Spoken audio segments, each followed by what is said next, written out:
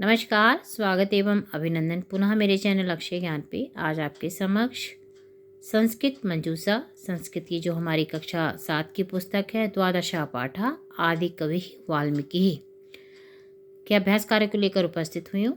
हम पहले इसके अनुवाद को देखेंगे पाठ के। तो देखिए, जैसा कि चित्र में दिख रहा है, चित्र को ध्यान से देखिए। वाल्मीकि जी हैं। अब है इसमें पुरा वाल्मीकि नाम एक ऋषि आसीत। पुराने यानी पहले वाल्मीकि नाम की, यानी बहुत पहले वाल्मीकि नाम की एक ऋषि आसीत थे, ऋषि थे। एकदा सा शिष्य ही स स्नातुम तस्मा नद्यः तीरम आगच्छत। ठीक है, एक दिन वह शिष्य के साथ में स्नातुम स्नान के लिए तमसा नदी किनारे आगच्छत गए। मार्गे सह व्याधीन विद्धधम एकम क्रौंच पक्षिणम अपश्यत। ठीक है, मार्ग में यानी रास्ते में व्याधीन विद्धधम, रास्ते में क्या था, उन्होंने शिकारी द्वारा बिंधा हुआ एक हंस, विद्धम एक क्रौंच पक्षी देखा। हंस सहचरस्य वियोगेन व्याकुले ताया क्रौंच्यः उच्चै। ठीक है, साथी के वियोग से यानी सहचरस्य साथी के वियोग से व्याकुल क्रौंचा यानी हंसनी जो व्याकुल हो गई थी, उच्चई जोर से क्रंदन करके रो रही थी, उसका क्रंदन उन्होंने सुना। ठीक है, व्याकुल हो गई थी और जोर जोर से रोने लगी। तत् श्रुत्वा तस्याः दयनीयां दशां दृष्ट्वा कारुणिक ऋषिः। तत् उसका श्रुत्वा रोना, जोर जोर से जो रो रही थी, दयनीय, ठीक है, वह जोर जोर से जो रही थी, उसकी रुलाई सुनकर के देखकर ऋषि का हृदय दशाम दृष्टवा कारुणिक दया से, ऋषि करुणा से ऋषि का हृदय द्रवित हो गया, पिघल गया, दुखी हो गया। क्रौंची क्रंदनात् जाता ऋषि शोकः श्लोक रूपेण तस्य मुखात। क्रौंची जो थी हंसनी की, जो रो रही थी, विलाप का पैदा हुआ, जो श्लोक ऋषि शोकः जो उन्होंने अपने दुख से श्लोक के रूप में मुख से जो निकला, श्लोक रूप में तस्य मुखात उनके मुख से जो निकला क्या निकला था, माँ निषाद प्रशिष्टाम त्वम गमा, ये वाला जो श्लोक है इसी से। हे निषाद, ठीक है, हे निषाद तुम्हें सत्य में निरंतर कभी भी, इसमें कहता है हे निषाद तुम्हें सत्य में कभी भी निरंतर कभी भी सम्मान और शांति प्राप्त न हो, क्योंकि तुमने क्रौंच के जोड़े को अलग किया है, इस तरह की हत्या की है। तब निषाद ऋषि कवित्वम विज्ञा ब्रह्म आकाश वर्ण्य अधिशत। क्या है फिर, क्या होता है, ऋषि कवित्वम विज्ञाय ब्रह्म आकाश वाण्या अधिशत ऋषि कुरु रामायणम काव्यम। ठीक है, रामायण काव्य ने जो लिखा, फिर उसे रामायण काव्य की रचना की। अब क्या हुआ इसमें, रामचरितवर्णनेन रामस्य पुण्य चरित्र विदित्वा लोकः सन्मार्गस्य अनुसरणं कुरुः, कि इसी से ब्राह्मण आदेशानुसार वाल्मीकि नाम श्लोकबद्धा रामायणी कथा लिखिता से वाल्मीकि रामायण नाम प्रसिद्ध, इसलिए वो वाल्मीकि रामायण के नाम से भी प्रसिद्ध है। ठीक है, उनको सारे आदेशानुसार वाल्मीकि को श्लोकबद्ध रामायण कथा लिखी गई, संस्कृत में लिखी गई। ठीक है, तो यही श्लोक लौकिक संस्कृत साहित्य की पहली काव्य रचना है। अभी क्या है, अस्मिन, ये है अयमेव, एक मिनट, हाँ, अस्मिन काव्ये वाल्मीकिना पितुः आज्ञा पालन भातृ स्नेह परोपकार दया दाक्षिण्य दीन रक्षा इत्यादि मानवतया पोषकानि जीवन मूल्यानि वर्णितानि सन्ति। तो इसमें क्या है, इस काव्य में वाल्मीकि जी ने पितु आज्ञा यानी पिता की आज्ञा का पालन, भातृस्नेह भाई के प्यार, परोपकार, दया, दाक्षिण्यम दीन रक्षा दीन की रक्षा करना इत्यादि मानवत्व के पोषक के लिए जो मूल्य होते हैं उनका वर्णन किया है। अयम कवि संस्कृत से आदि कवि उच्यते तर्जना आदि काव्यम उच्यते, इसलिए ये जो संस्कृत के आदि कवि हैं इनके नाम से ही ये जाना भी जाता है। ठीक है, प्रसिद्ध है। अब इसके बाद हम लोग इसमें देखेंगे कुछ शब्दार्थ हैं।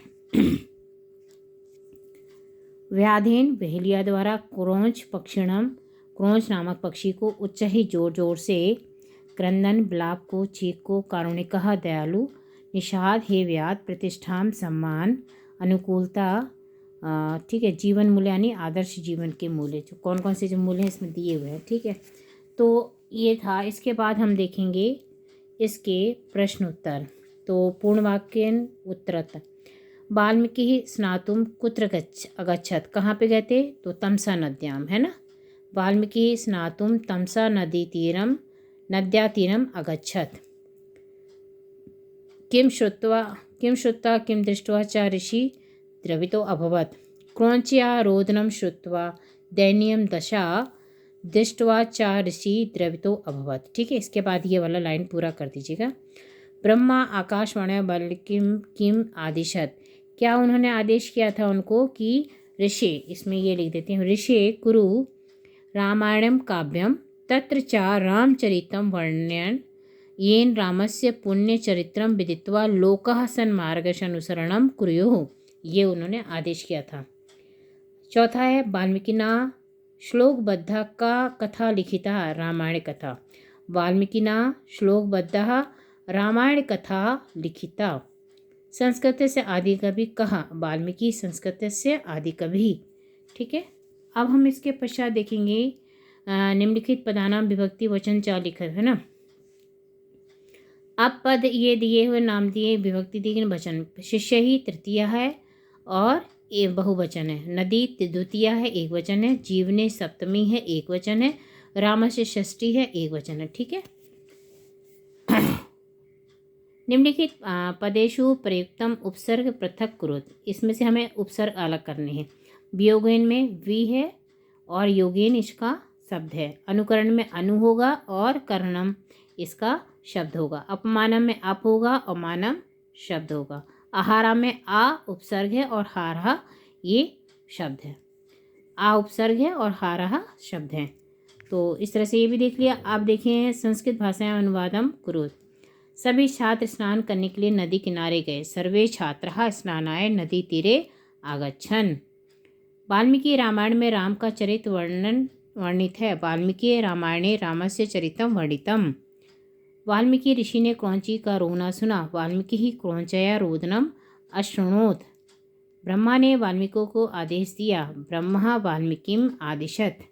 महापुरुषों के चरित्र का अनुसरण करो। महापुरुषाणाम चरित्र से अनुसरणम करो। तो ये इसके वो हो गए। अब है हमारा इसके बाद,